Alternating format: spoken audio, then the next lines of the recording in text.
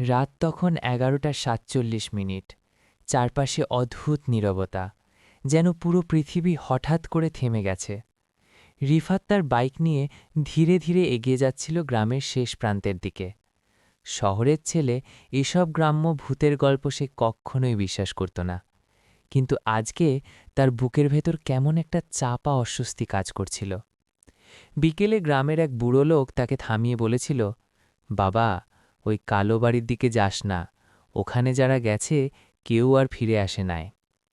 তখন রিফাত হেসে উড়িয়ে দিয়েছিল কথাটা, কিন্তু এখন এই গভীর রাতে সেই কথাগুলোই যেন মাথার ভেতর ঘুরপাক খাচ্ছে। দূরে সে দেখতে পেল বাড়িটা, বিশাল পোড়া কালো একটা বাড়ি, মনে হচ্ছে বহু বছর আগে আগুনে পুড়ে গেছে। জানালাগুলো ফাঁকা, দরজাটা আধ খোলা, আর পুরো জায়গাটা ঘিরে আছে একটা অদ্ভুত ঠান্ডা অন্ধকার। ঠিক তখনই তার ফোন কেঁপে উঠল। আমি ভেতরে আছি, তাড়াতাড়ি আয়। মেসেজটা এসেছে সোহানের নাম থেকে। রিফাত থমকে গেল।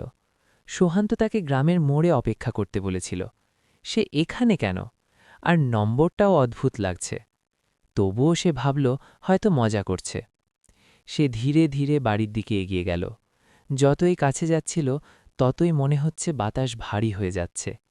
দরজার সামনে দাঁড়াতেই হঠাৎ কিচ! দরজাটা নিজে থেকেই খুলে গেল। রিফাত কয়েক সেকেন্ড দাঁড়িয়ে রইল। তার বুকের ভেতর ধকধক শব্দ বাড়তে লাগল। তারপর নিজেকে শক্ত করে ভেতরে ঢুকে গেল। ভেতরে ঢুকতেই তার শরীর কেঁপে উঠল।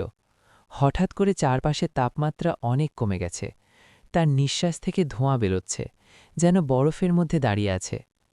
দেয়ালে অনেক পুরানো ছবি ঝুলছে। রিফাত এগিয়ে গিয়ে একটা ছবির দিকে তাকাল। তারপরই তার গা শিউরে উঠল। ছবির মানুষের চোখ নেই, শুধু ফাঁকা গর্ত। সে আরেকটা ছবির দিকে তাকাল, সেখানেও একই অবস্থা। হঠাৎ সে দেখল একটা ছবির ভেতর থেকে লাল কিছু ঝরছে, রক্ত। রিফাত চোখ মুছে আবার তাকাল, কিছুই নেই। সে পেছনে সরে এলো। আমি ভুল দেখছি, নিজেকে বলল সে, কিন্তু তার গলার স্বর কাঁপছিল। সে সিঁড়ির দিকে এগিয়ে গেল। পা রাখতেই শব্দ হল ঠক ঠক ঠক, কিন্তু তার নিজের পায়ের শব্দের সাথে আরেকটা শব্দ মিশে গেল, ঠিক একই রকম। সে থেমে গেল, শব্দও থেমে গেল। আবার হাঁটল, আবার সেই দ্বিতীয় শব্দ। তার পেছনে কেউ হাঁটছে, কিন্তু পেছনে তাকালে কেউ নেই। তার শরীর ঠান্ডা হয়ে গেল। সে দ্রুত সিঁড়ি বেয়ে ওপরে উঠে গেল। দ্বিতীয় তলায় একটা দরজা থেকে হালকা আলো বেরোচ্ছিল। রিফাত ধীরে ধীরে দরজাটা ঠেলে খুলল। ঘরের ভেতর একটা মেয়ে মাটিতে বসে আছে, লম্বা চুল দিয়ে মুখ ঢাকা। সে আস্তে আস্তে নিজের সাথে কথা বলছে। ও আবার এসেছে, এবারও যাবে না। রিফাত কাঁপা গড়ায় বলল, কে তুমি? মেয়েটা ধীরে ধীরে মাথা তুলল। রিফাতের বুক থেমে যাওয়ার উপক্রম হল। মেয়েটার চোখ নেই, শুধু ফাঁকা অন্ধকার গর্ত। হঠাৎ সে দাঁড়িয়ে গেল, তার মাথা কাত হয়ে গেল অস্বাভাবিকভাবে। তারপর এক ঝটকায় রিফাতের দিকে দৌড়ে আসতে লাগল। রিফাত পিছিয়ে দরজা বন্ধ করতে গেল, কিন্তু দরজাটা নিজে থেকেই বন্ধ হয়ে গেল। ঘর অন্ধকার হয়ে গেল। হঠাৎ তার কাঁধে ঠান্ডা একটা হাত পড়ল। তুই এখানে কেন এসেছিস? একটা ফিসফিস আওয়াজ। রিফাত চিৎকার করে উঠল। সে দরজা খুলে দৌড়ে বেরিয়ে সিঁড়ি দিয়ে নিচে নামতে লাগল।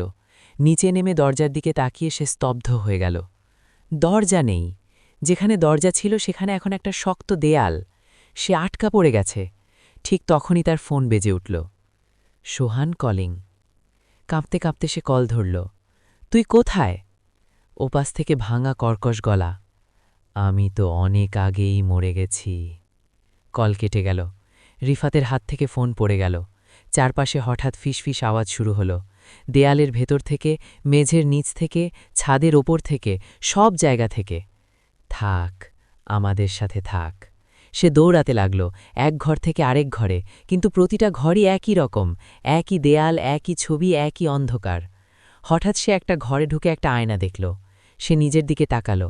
তার নিজের চোখ নেই। সে পেছনে ঘুরে তাকাল, কেউ নেই। আবার আয়নায় তাকাল। তার পেছনে দাঁড়িয়ে আছে সেই মেয়েটা।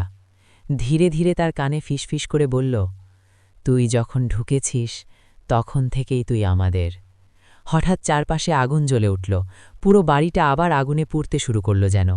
পোড়া মানুষের চিৎকার, কান্না, আর্তনাদ সব একসাথে মিশে গেল। রিফাত চিৎকার করতে লাগল, কিন্তু তার গলা থেকে কোনো শব্দ বেরোল না। সব কিছু অন্ধকার হয়ে গেল। পরের দিন সকালে গ্রামের লোকজন দেখল কালো বাড়ির সামনে একটা বাইক পড়ে আছে। রিফাতের বাইক। কিন্তু রিফাত নেই। কেউ তাকে আর কখনো খুঁজে পায়নি। তারপর থেকে গ্রামের মানুষ বলে, রাত 11:47 যদি কেউ ওই বাড়ির পাশ দিয়ে যায়, তাহলে ভেতর থেকে একটা নতুন কণ্ঠ শোনা যায়, তুই এখানে কেন এসেছিস?